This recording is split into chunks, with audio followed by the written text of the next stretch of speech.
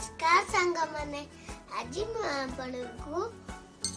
हनुमान चालीसा गाई की सुनेगी।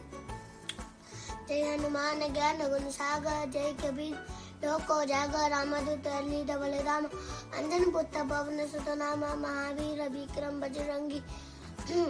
कुमत बार समुद्र संगी कंचन वरन विरास वे कानन कुंडल कंचित के साहस वरोदरा विराज कांडे मून जनेऊ साजे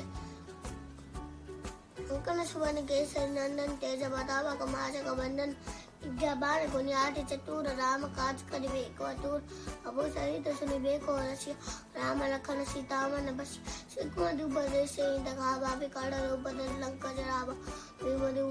रस संगारे रामचंद्र की काज सवार लैसे लखन जिया चीर कबीरा रस लगे अंत किंडर बहुत बड़ा तो ऐसा भाई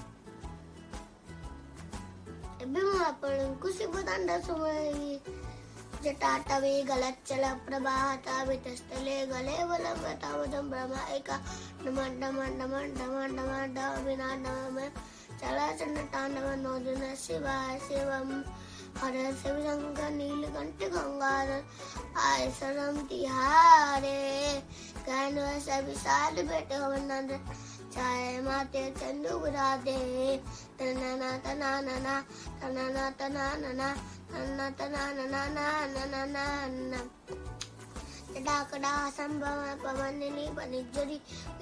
विनंजरी विरारमान मूर्तनी धगत धगत धगत धगत जलाला टपट पावके सोर संद सिगराती वसनमा तारे दिगंधरी राव ଏବେ